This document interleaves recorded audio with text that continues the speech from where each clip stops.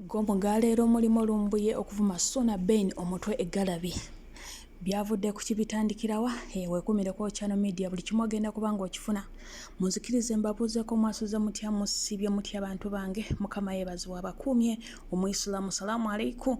Tutandike n'amawulire gano era nga nsooka okwebaza abasubscribinga nga mbagamba mukola kyamaanyi mwebale nnyo mwebalire ddala ate na subscribinga mukwano nkusaba subscribe video eno obeere ng'ogiwaka like notification bell togyerabira tubeere nga tutambuliramu mukwano buli video gye mba nteekayo obeere ng'obeera notified nti ntaddeyo video ziba ziyamba mu budde bwazo. Amawulire tutera kuwa gannaku lumu ku nnaku bbiri agagwirawo so bw'ogalaba mwezi ebbanga tomanya gayinza okuba nga gakwatako mukwano keep subscribing kyenyinza okugamba notification bell nayo ogiteekeko. Ntandise n'omwami Bujingo yabaddeko wali mu lubiri lw'oyo nnyimba Kabamba Igulu tubalabaawo ne Suzani Makula mujjukire omwana Suzani eyo gy'asiguka era kigambibwa nti bamuwadde invitation personal tebaagiwadde media kyova olaba nga yasobodde genda ne mukyala we basobole okukibeeramu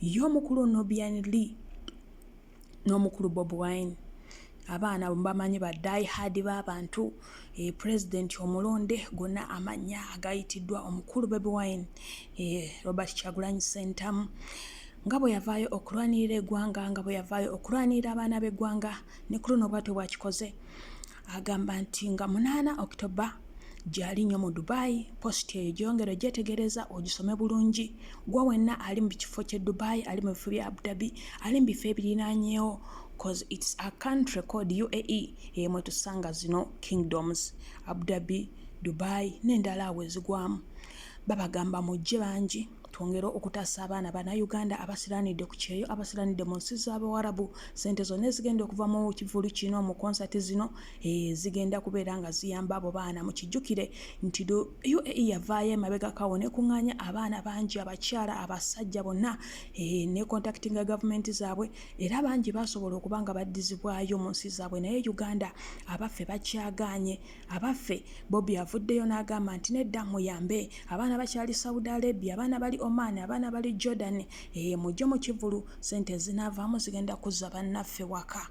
Y'omukyala Ingrid Tutonawe avuddeyo n'avumirira ekikolwa eky'omukulu Francis Zaake eky'okukanyuga sente n'agamba kikola kya jjogo kikola kya kyejo kikola ekya buswavu kiraga maalo naye nga mukijjukire nti batugamba nti nno waliwo omukyala Esther yavuddeyo n'awandiikawo mu maaso nga bwe mugenda okulaba kaleetako nga bagamba nti Francis Zaake yayingira dda office y'omukulembeze wa parliament n'amusaba awagire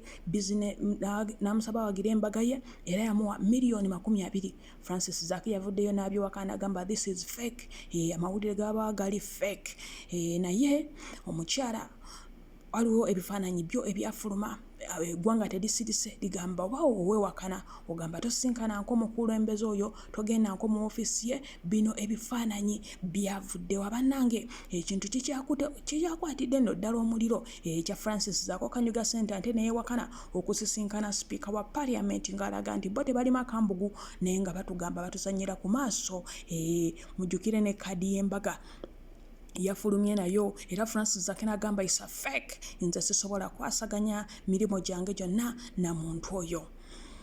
Sona Ben avumiddwa nga bamugamba omuntu eggalabi ani amuvumye lumbuye olw'ettutumu abaana abo tubalabye ko balina ettutumu bambi era ne studio zaabwe zaakagulwawaawo nga yeegasseeko ne munno oyo gwe mulabyawo mu kafaananyi nga bakagulawo studio zaabwe bakugamba dda recordings biki buli akyagala agenda mu video bwange emabega namuteekayo naye nga lumbuye amuwoninze n'amugamba gw'okuva ku bukedde ogenda ku next media gy'ogenda okubira ebinyanyanyanya manya nti waliwo kye bakuyingizaamu era oli fraud essaawa yonna oli akatwa essaawa yonna okubwa n'ova ku nsi essaawa yonna oyingirira accident weegendereze okuyingira next media. Tubalabye bangi anteera naye twamulabye yavudde ku bukedde gy'abadde akolera programu akayisanyo n'ayingira next media era omukyala Nakachwa Jimmy yamudde mu kifo kye ng'avudde ku Abani TV agenda gikwasagana ne Bruno Betty mu program. Raipi naye yavuddeyo ku Spark TV naye najoininga Next Media. Wabula bino bigambibwa nti ettooke lyeno liweera kyova olaba ng'abaana baddukiddeyo nnyo okusobola okwegulira obulamu obw'enjawulo. Yes, bagamba temukinyegeramu wabula ffe naffe twalabye ekitangala, twalabye omusana. Temugezaako kubeera ba haters, mugezeeko okwewummuzaako. Yono omukyala Jimmy Nakachwa agenda okikwasaganyanga ne Bruno Betty wali kubukedde mu program akayisanyu tokyagenda kuddamu kulaba Anteira ye gy'abadde ku Abani TV bambi bulijjo ahostinga Phoebe ne banyumyanyumyamu awo naye olwaleero okutandika neggulo omwana Phoebe yatandise ng'akikuba bubi nnyo era bangi twamulabeko nga bamusindikira congratulations.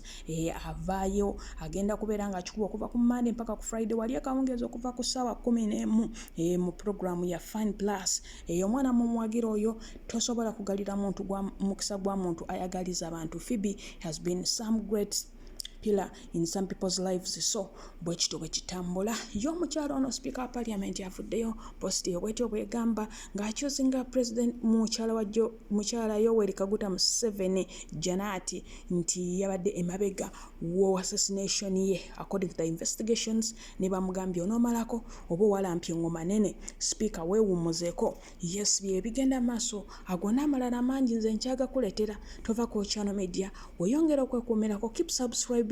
Mukama abankumire mweraba mbagala.